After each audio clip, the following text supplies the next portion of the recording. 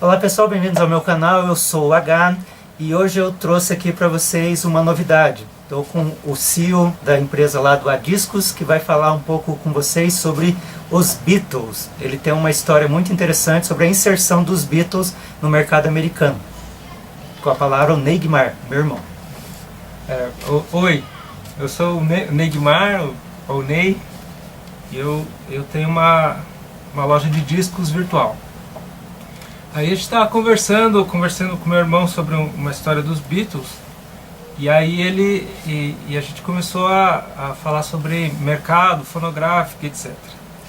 E aí eu achei interessante uma história, porque quando os Beatles lançaram o primeiro disco, este aqui, que é o Please Please Me, em 1963, eles já eram uma banda bastante conhecida assim na Europa, né? Na Inglaterra e Alemanha, etc. Então era uma banda já bastante popular. E eles queriam, assim, eles não, né? Na verdade o empresário dele, o Brian Epstein, ele queria colocar a banda no mercado americano. Então eles entraram em contato com a Capitol Records, que era quem distribuía o material da EMI, né, que era a gravadora dos Beatles, nos Estados Unidos. Né? A EMI tinha comprado a Capitol nos anos 50 já. Então eles já distribuíam esse material deles lá nos Estados Unidos. E aí mandaram para eles esse disco Please Please Me, esse aqui, né? E aí eles pegaram e ouviram e tal, só que eles não gostaram do disco.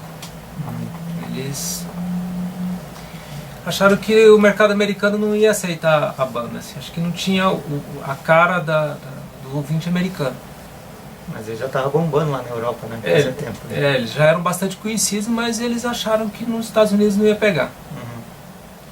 Aí eu não tenho certeza, mas eu acho que o próprio Brian Epstein, ele entrou em contato com um selo independente, um selo pequeno, se eu não me engano, de Indiana, nos Estados Unidos, chamado VJ Records.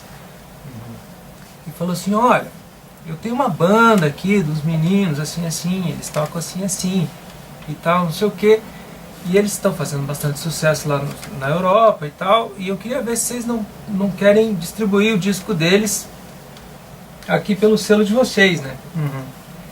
E aí esse pessoal então topou fazer essa distribuição. E aí lá eles prensaram um disco que se chamou Introducing the Beatles. Isso lá pelos anos 60, 64, por ali. Isso é 63, né? Eles começaram... que esse disco aqui foi gravado em março de 63, foi lançado em março de 63.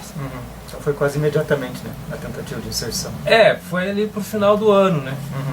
E aí o pessoal da VJ começou a trabalhar em cima desse disco e prensar esse disco.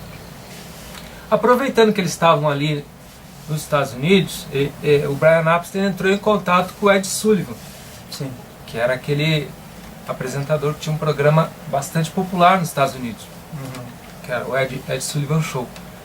E aí, como ele tinha tomado uma invertida da Capitol Records, ele chegou pro Ed Sullivan e falou assim: olha, eu tenho uma banda assim assim lá na Inglaterra e tal, não sei o que, e aí queria trazer essa banda aí pra tocar aí no seu programa. O Ed Sullivan já conhecia os Beatles, né? Sim. Só que ele ficou quieto, não falou nada.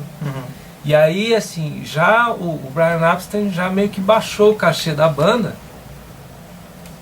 pro Ed Sullivan aceitar a banda.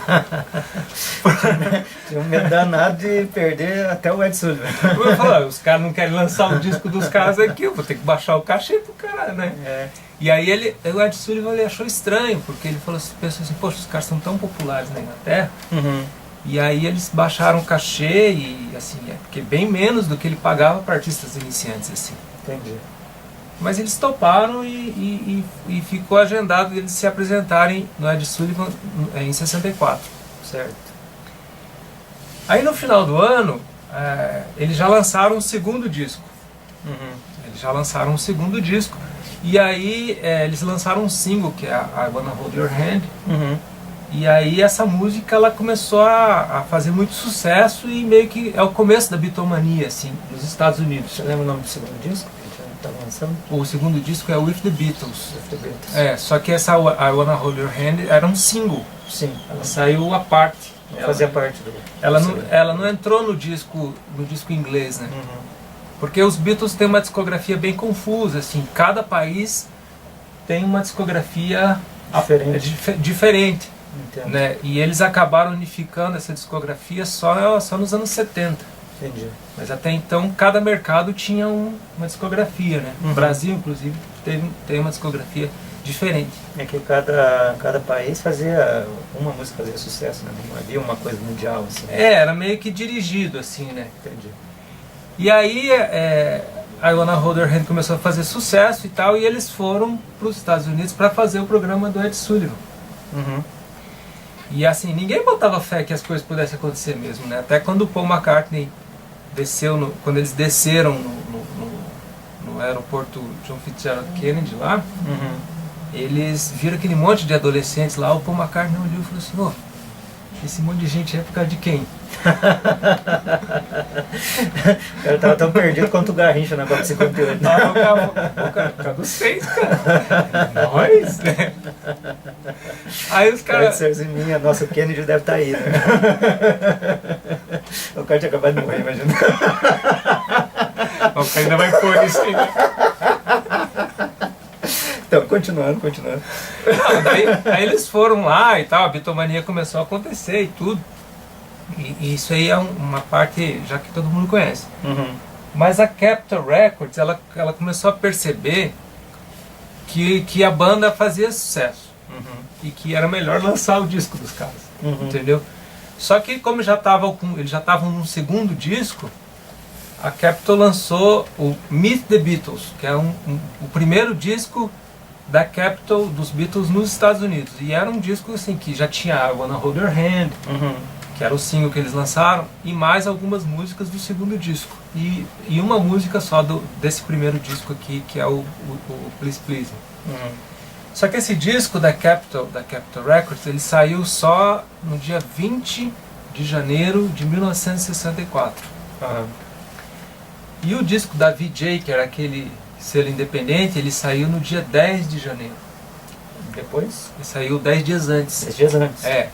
E esse disco da VJ Records, ele é esse disco, Please Please Me, na íntegra. E nesse aí já tinham tocado no Ed Sullivan? Eu não tenho certeza. Eu acho que sim. E aí, então esse disco da VJ Records, ele ficou muito conhecido, assim, virou uma lenda.